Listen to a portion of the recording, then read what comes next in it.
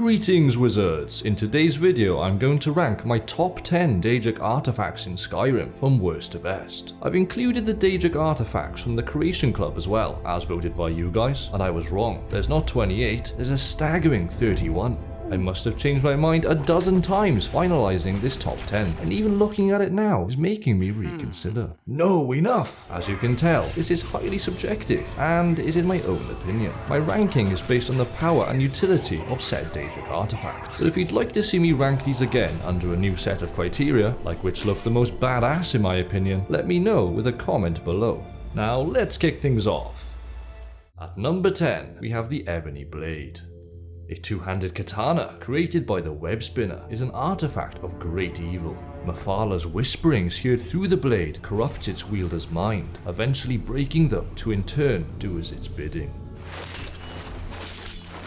The blade itself is a Kanmurai Atoshi Sanadachi, which I've personally never heard of, but thought it sounded pretty cool. I just hope I pronounced it right. The Ebony Blade has a base damage of 11, which is really pathetic, and is the lowest in its class, but it also has the lightest weight of any greatsword. So what's it hiding? Well, it has the ability to swing faster than its peers, and is actually the fastest two-handed weapon in the game. It matches the speed of a one-handed sword, but unfavorably it also aligns its length and reach to the one-handed sword as well. But honestly, that's trivial, and its speed more than makes up for it. As is tradition with Daedric artifacts, the Ebony Blade has a unique enchantment, an innate one that never needs recharging, and absorbs the life essence of foes by 10 points. This doesn't seem like much, does it? But this can be bolstered up to a maximum of 30 points. Tanks will thrive with this weapon, as going toe-to-toe with their enemies and exchanging blows will work out in their favour. The effect, combined with the blade's ultra-fast swings, make it a leech of a blade. However, to achieve this boosted level of leechiness, 10 innocent victims must be slain. Once the deed is done, and you've betrayed all 10 amigos, Mephalah will be satisfied, and the hilt will glow red. If you're feeling rather benevolent, one of the best and quickest ways to go about this is by utilising the Ritual Stone. Simply find a follower you dislike, like Sven for example, put them out of their misery and resurrect them. Repeat this 10 times and the job's a good one. Speaking of followers, the absorption effect on the blade functions as a perk, which sadly only the player can utilise. In other words, don't hand it to your follower. The katana cannot be upgraded by smithing means, which is a bummer, but its heightened speed and unlimited enchantment help to redeem itself. The Ebony Blade requires a level of 20 to obtain, unless you do this, and is rewarded after completing the quest, The Whispering Door. Next up, the Sanguine Rose. A flowerful staff created by the Daedric Prince of Debauchery and Dark Indulgences, Sanguine. It is built in the spitting image of a rose, but let's not beat round the bush. It has a much more sinister purpose than it lets on. As its wielder, you'll be able to summon a level-dependent, ass-kicking, melee-fighting Dremora to fight for you for 60 seconds. And boy are they a thorn in the backside for your enemies. At level 12, you'll begin with a Dremora Caitiff, but when you get to level 46, you'll earn yourself a Dremora Valkanaz, the highest level Dremora in the game. Even the Conjure Dremora Lord spell, which requires expert conjuration, can't summon this savage. That can only summon a Dremora Lord, which has significantly less health. And while I'm not considering any quests in these rankings, it's definitely worth mentioning that this one is very entertaining. That's right. It's time to wake up, you drunken blasphemer. The staff will benefit from your conjuration level, and the higher it is, the more uses you'll have before it needs to be recharged. A top tip though is to grab another Daedric artifact, Azura's Star or the Black Star, for convenient recharging, but more on that later on. The Dremora also benefits from these conjuration perks, Twin Souls, Atromancy, and Summoner, allowing you to have 2 Dremoras if you wish, for double the duration at 3 times the distance. If you do get to 100 conjuration to unlock Twin Souls, you can even hand the staff to a follower to have 3 Dremoras on the go. Do note that it's best given to a follower who's able to surpass level 46, so they can make use of the weapon's full potential. Using your skills against the Dremora can help you to level up, and occasionally, but very rarely, they can forget to bring their weapon back to oblivion, giving you the chance to steal it. But fear not, they won't chase you up in it when they return, and will have another Daedric Greatsword of Scorching to feast on enemies' hearts. They can be exploited even further by using the Wabbajack on them and changing them into a rabbit. But not for use as a pet, no, you kill the drabbit as it can sometimes yield a Daedric heart. The drawbacks for this staff is that it struggles to work in the Soul Calm and will consume 1 charge per summoning attempt. And while the Dremora is very useful for the early to mid levels, beyond level 46, his power will begin to diminish. The Sanguine Rose requires a level of just 14 to obtain and is rewarded after completing the quest A Night to Remember. Volendrung is at number 8. If you could choose only one two-handed weapon to use in Skyrim, I think there'd be a damn good chance it would be this one. This menacing warhammer is feared when in capable hands. That is one big hammer. And was forged by the Dwemer, but for unknown reasons fell into the hands of Malakath, the god of curses. For starters, it looks incredibly badass. I mean, look at that green and red glow, just delightful. Also, with just one swing at the right momentum and trajectory, its surrounding spikes look like they could render anyone's face unrecognizable, even the Forge Masters. Its base damage equals an Ebony Warhammer's, which is okay, but it swings as fast as a greatsword, resulting in a higher DPS. Speed-wise, it's actually the second fastest of all Warhammers, with the long hammer taking first place. Ooh, now that one was savage. Sorry, but I love a kill cam. As we know, or should know, power attacking with two-handed weapons drains stamina very quickly. However, Volendrung's enchantment offsets this somewhat by absorbing 50 points of stamina with every hit. You'll be swinging with the stamina of Sir Mofara there, though hopefully not in strength. Ooh. It can even be upgraded with an Ebony Ingot and the Arcane Blacksmith perk, making it even more deadly. That's a decent weapon you've made then. But doesn't benefit from any smithing perks. Obtaining Volendrung requires a level of just 9 and is rewarded after completing the quest, The Cursed Tribe. Next up, we have Dawnbreaker. One of the most unique looking vanilla weapons in Skyrim, with a magical, slightly warm crystal light at the base of the blade. It was made by Meridia, the Daedric Prince of Life and Light, and a deity that despises the undead. Simply put, Dawnbreaker is a lawnmower for the undead. It's a must-have for pretty much any Nordic tomb, which is more often than not filled with these boys, but also very useful when delving into dismal vampire lairs. And here's why. First off, it deals 10 points of fire damage on every strike, which is already pretty useful against the undead, including others with a weakness to fire, and can be increased with the Augmented Flames perk and Azidal's Mask. But Meridia's Retribution is what sets it apart. When killing undead with Dawnbreaker, it has a chance to cause a fiery explosion that turns or destroys nearby undead. Why are you running? Any undead caught within an 80-foot blast radius are set ablaze, and if they don't crumble into ash, they will retreat back to their coffins and wish they hadn't disturbed you. The description, however, is slightly misleading. Dawnbreaker doesn't actually have to give the final blow against the undead for the blast to occur. As long as the target has been hit by Dawnbreaker and dies within 10 seconds, the ting goes. The blade can be upgraded with an Ebony Ingot and the Arcane Blacksmith perk, but doesn't benefit from any smithing perks. Now for the drawbacks. This sword isn't going to suit the bloodsuckers, as the blast from Meridia's Retribution can kill you. And if you wish to wield this sword, you should definitely consult your undead follower first. I don't think Serana likes it. Additionally, the explosion can tend to knock items around quite a bit, but using candlelight can help you find them, if they haven't clipped through the wall that is. Dawnbreaker requires a level of just 12 to obtain, and is rewarded after completing the quest, The Break of Dawn. At number 6, we have Mehrunes Razor. A fine black and silver dagger, crafted by the Black Daedric Lord, Mehrunes Dagon. Unlike the previous artifacts, this weapon actually has a decent base damage for its class, and matches a Daedric dagger's while weighing half as much. Oh, I think I'm gonna have to start rating these kill cams. I'd give that one a 7.5, but the fall bumps it up to an 8. These elements, while respectable, are not what determined its position though. No. Its astounding enchantment is the reason why. You see, hits with the razor have a 1.98% chance to instantly kill the target. You might be thinking, isn't that probability extremely low? Well yes, you're absolutely right, but don't forget that this is a dagger, and daggers have the fastest speed of any weapon type, which means more hits and more chances to. It's no surprise that its instant kill effect favours enemies with large health pools, like bosses, as they take more hits, which in turn offers additional chances to cheese. It's even more effective when equipped in the left hand while dual wielding, because during power attacks the left arm swings twice, whereas the right arm swings only once. In combination with Valda's Lucky Dagger, for example, there's a good chance it's North Star.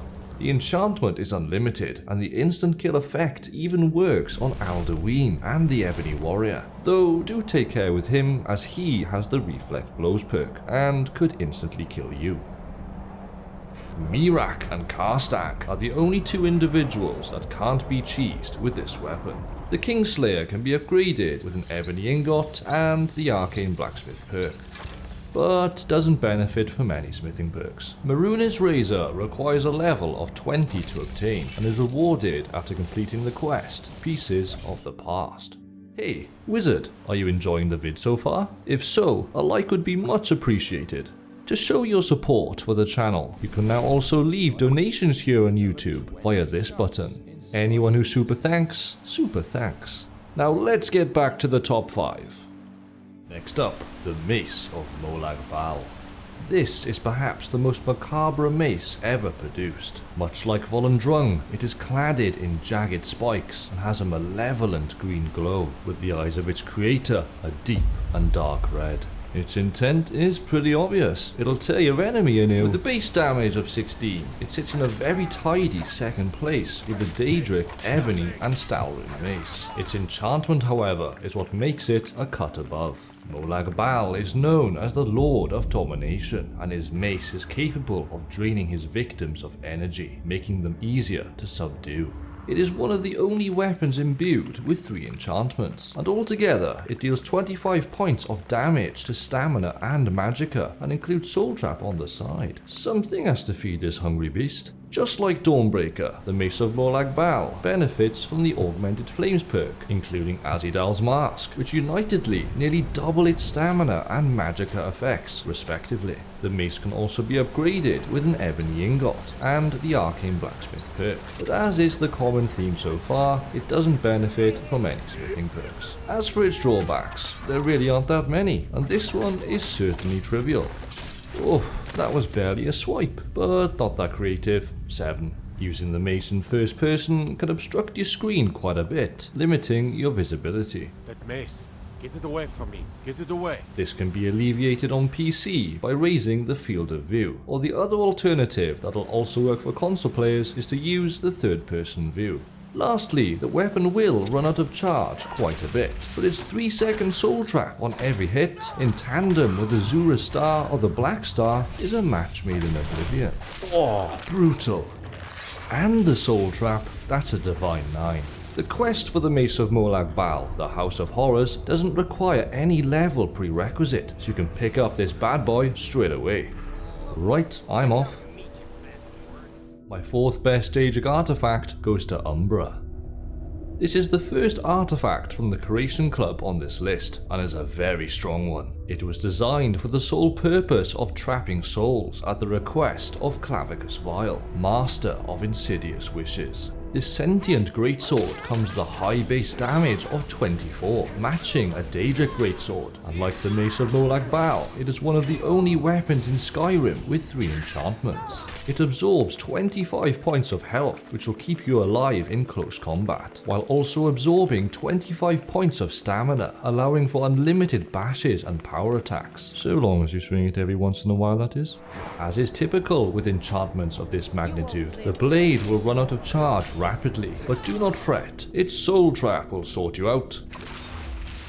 20 seconds to fill a soul gem is a bit excessive, but are we complaining? Absolutely not. Pair that with Azura's Star or the Black Star, and it's another match made in oblivion. The blade itself doesn't look too shabby either, and is the first weapon on this list to benefit from a smithing perk. Upgrading it with an Ebony Ingot and combining it with Daedric Smithing will allow you to double its improvement. At last, Umbra's quest, Vile Whispers, doesn't require any level prerequisite to begin, so you can pick this weapon up as early as you'd like. To be warned though, the boss fight isn't easy, and I certainly wouldn't advise you to pursue this weapon unprepared. At number 3, we have the infamous Wabbajack. Didn't see that coming, did you? A completely unpredictable staff, created by the Daedric god of madness, Sheogorath. Now where do I begin with this one? Well, as you might expect, the Mad God's signature weapon is suitably chaotic. On top, it resembles the prince's face in 3 different moods, and offers some crazy-ass powers. When the staff's magical energy makes contact with its target, it can produce a whole range of random effects that can turn the tide in your favor, but can also make a dire situation even worse. One of my personal favorites is replacing the enemy with cheese. It can also cast magic like fireballs, heal other, thunderbolts, invisibility, and much more. An invisible spider! Furthermore, all attacks made using Wabbajack are from the Destruction School. So, if you happen to fortify your gear with 100% destruction, that there is unlimited mayhem. The Wabbajack is certainly a useful tool against strong opponents due to its range of debilitating and/or instantly fatal effects. What the doing? It works especially well on higher difficulties, as its damage is not affected by the difficulty setting. It's also worth noting that for some reason Wabbajack has a higher chance of instantly killing or turning Dwarven Centurions into sweet rolls, but not that I'm complaining. The staff, when used on a dragon, essential character, dead thrall, or giant, will always cast an elemental explosion spell that deals 60 points of damage. This is still good, don't get me wrong, but it would have been great if you could use Bend Will on a dragon and then transform it into a chicken. Now what a spectacle that would have been. The quest for Wabbajack, the Mind of Madness, does not require any level prerequisite to begin. Wabbajack, Wabbajack, Wabbajack, Wabbajack! And my runner-up is Spellbreaker. An odd-looking heavy shield attributed to the Daedric Prince of Pestilence, Periite. To me, it kinda looks like one of those old windmills, but I guess I kinda like what the Dwarven have done with it. Unusually, its front-facing side supports a concave appearance, like a bowl.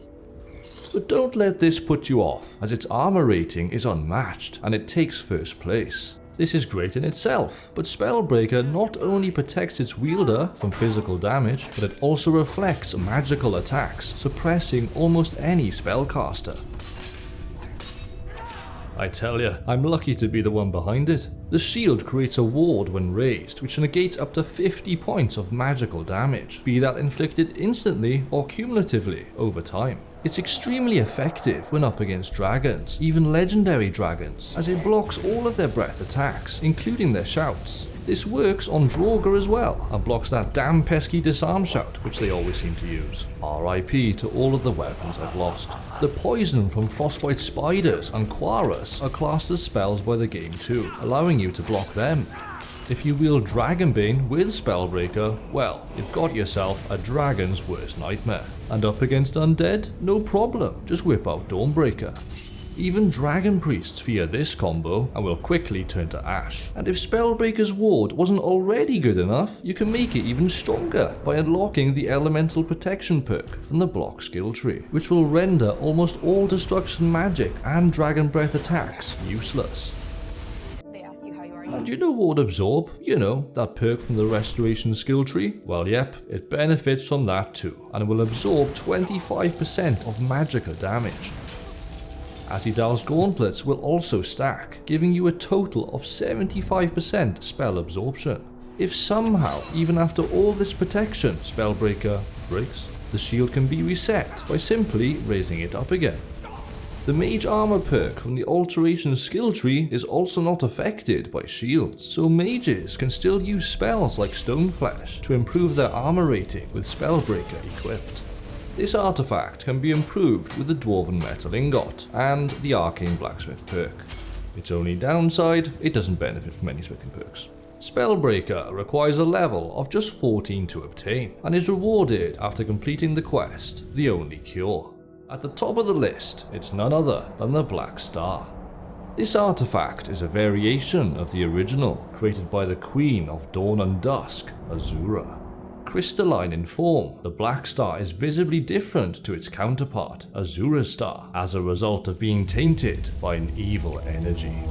At a glance, it seems rather unremarkable, but rest assured, its utility is out of this world. Ah, come on, you knew I'd hit you with the star pun. The owner of this item will essentially have a reusable soul gem that never breaks, providing unlimited charges. Like Azura's Star, the Black Star can only hold one soul at a time, and can capture the white souls of animals and certain lesser Daedra.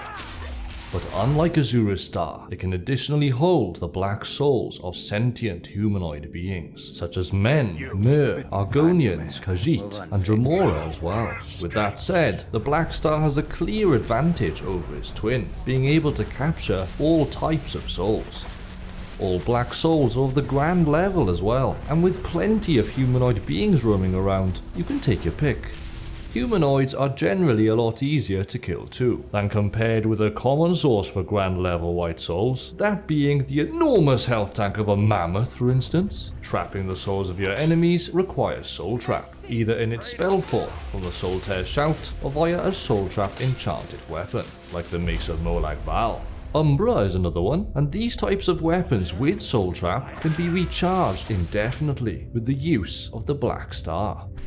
If your weapon doesn't have the Soul Trap enchantment on it, and you're not a fan of having to cast the Soul Trap spell, the bound weapons will do. They all come equipped with Soul Trap, as long as you have unlocked Soul Stealer from the Conjuration skill tree, that is. Now this is gonna get a little bit confusing, but it's worth mentioning that when a soul is captured, it is drawn into the appropriate size gem, and since the Black Star can carry all levels of souls, you could end up with as low as a petty soul, if it's the only soul gem in your inventory. As frustrating as this can be, a top tip to be rid of this soul is to simply drop the artifact from your inventory and pick it back up. And just like that, the star's been reset, allowing you to capture a higher soul for more charging capabilities. Oh shit. All in all, having this artifact on you is just so convenient, and will save you heaps of time that would otherwise have been wasted on buying and finding the damn soul gems in the first place. The quest for the Black Star. The Black Star doesn't require any level prerequisite, so you can pick it up straight away. But that's not it, I still have some honourable mentions for you. These are the Daedric artifacts which I honestly nearly included in this top 10, and are definitely worth your time. In no particular order, we have Ebony Mail, the lightest heavy armour cuirass with the best defense to weight ratio in Skyrim. It's a must-have for stealth builds due to its muffle effect, eliminating all sound from your armour, and its poison triggering aura which activates when enemies get too close. The Bow of Shadows. It's the best bow in the game in my opinion, and is acquired from the Creation Club. It has the fastest firing rate of all bows in the game, beating the likes of Zephyr and Oriel's bow, and amazingly it also has a very high base damage of 19, resulting in a superb DPS. Its enchantment even allows you to go invisible, and if you're interested in learning how to get it, you can check out this video I made here. It's a good laugh. That's not all though. Goldbrand, Nerve Shatter, and the Staff of Sheogorath, also added by the Creation Club, were worthy contestants. Goldbrand has the second highest base damage of all one-handed swords, and is boosted massively by its 30 points of fire damage. That being said, I do prefer myself with absorption effects, like which Umbra has with absorb health and stamina over elemental damage, but there are still plenty of enemies with a weakness to fire. Clean, but basic. 7.5. Nerve Shatter is an electrifying two-handed warhammer composed of Madness Ore and Amber. It deals a respectable 29 points of base damage, and its enchantment administers shock treatment and half as much magicka damage to those that it strikes. The Staff of Sheogorath, on the other hand, is rather eye-catching, and paralyzes any target in a 75-foot radius who fail to resist for a whole 10 seconds. If you're a warrior overwhelmed by the enemy, just cast this at your feet and retreat. Unfortunately, you can't deal any damage when the opposition is paralyzed, but if you could, then this would have easily made the top 10. Hello there. The Mask of Clavicus Vile is another great piece of armor. Some may find it ugly, but I really dig those horns. The rueful axe is not for me. This heavy armor mask matches the base armor of a Daedric helmet, and its enchantment provides the biggest benefit at vendors of all headgear in the game. If you're a haggler, you'll love this one. Hermaeus Mora's Ogma Infinium is a must to skip a few levels. Nocturnal Skeleton Key provides a convenient, unbreakable lockpick, which should be kept up until 100 lockpicking. Lastly, werewolves will love the Ring of Hircine due to its unlimited werewolf transformations. And that concludes this ranking. If you enjoyed my video, I'd appreciate the like. And if you're feeling extremely generous, you can now support me directly here on YouTube with super thanks. Any donations are greatly appreciated. More Skyrim rankings will be coming very soon, so for more top tips and possibly controversial opinions, you know what to do. Thank you for watching, wizards, for this has been the Welsh Wizard, and I shall see you all in the next one.